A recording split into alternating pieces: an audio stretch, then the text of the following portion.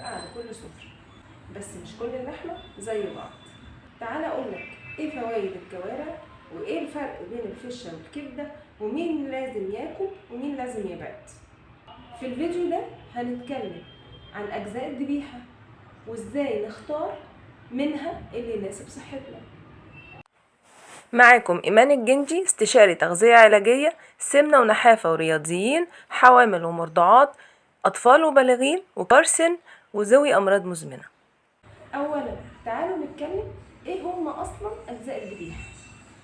هما عبارة عن جزئين. الجزء الاولاني اللحوم العضلية او اللي الناس بتقول عليها عادة لحوم عادية خالص، زي وش الفخدة او السمانة او الكتف او الرقبة اللي بيكون نصها دهون ونصها عضلات. الاجزاء دي بتكون غنية بالبروتين وبتناسب معظم الناس، لكن لازم تطبخ بطريقة صحية زي السلق او الشوي.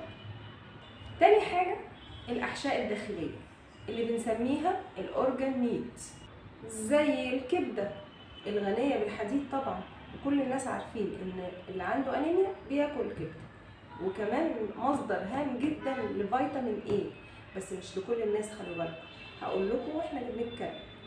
الفشة خفيفة بس للأسف ملهاش قيمة غذائية. الكرشة ودي عبارة عن معدة الذبيحة وبتبقى مليانة ألياف وكولاجين بس صعبة الهضم. الكوارع ودي رجل الذبيحة وبتبقى مليانة كولاجين ومغذية جدا بس لناس معينة. الرقبة ودي بيبقى فيها كولاجين وكمان دهون بس بتحتاج وقت طويل في الطبخ. طيب مين ياكل ايه؟ مين بيعاني من حاجة معينة هنمنعه من حاجة من جزء من الذبيحة، ومين طبيعي ممكن ياكل ايه. تعالوا نقول الناس اللي عندهم أنيميا أو نقص تغذية يقدروا ياكلوا الكبدة بشكل متوازن. كبار السن اللي عندهم مشاكل في المفاصل دول ياكلوا كوارع، أحسن اختيار ليهم. طب بالنسبة للرياضيين اللي بيبقوا محتاجين كولاجين دول ممكن ياخدوه من الكوارع والكرشة، مفيدة جدا ليهم. طيب بالنسبة لمرضى الكبد والكلى والنقرس دول ياكلوا ايه او يبعدوا عن ايه؟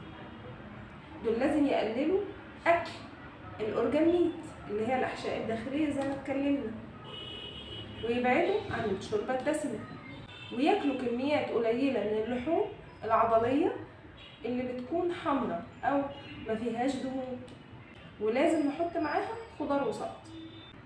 طب بالنسبه لمرضى القولون العصبي ياكلوا ايه؟ دول يبعدوا عن الاحشاء الداخليه والمقليات طبعا، لان بيبقى فيها دهون تقيله صعبه الهضم وهتتعب لهم القولون. احنا قلنا انها صعبه الهضم فبتعمل تخمير وانتفاخات وغازات وبتحفز تقلصات القولون كمان.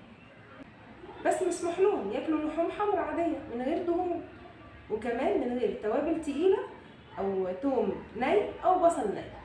طيب تعالوا اقول لكم على نصايح مهمه للطبخ تخلينا ناكل الحاجه اللي بنحبها من غير ما يحصل لنا اي مشاكل في الجهاز الهضمي. الاحشاء الداخليه الاورجان ميت هنسلقها، بس في الاول هنغليها مرتين 3 ونرمي الشوربه الاولانيه. هنبعد عن التحمير والطبخ بدهون كتير. دايما خلي طبق سلطه كبير على السفره معاك في العيد. الخضار بيعمل زي السفنجه بالظبط، بيلزق في الدهون ويبطئ امتصاصها، وده طبعا بيقلل الكوليسترول والسكر في الدم. بكده هنقضي عيد ان شاء الله بصحه كويسه. وافتكروا كويس العيد مش للاكل بس، العيد صحه وفرحه، كله اللي نفسكوا فيه بس بطريقه صحيه. كل سنه وانتم طيبين.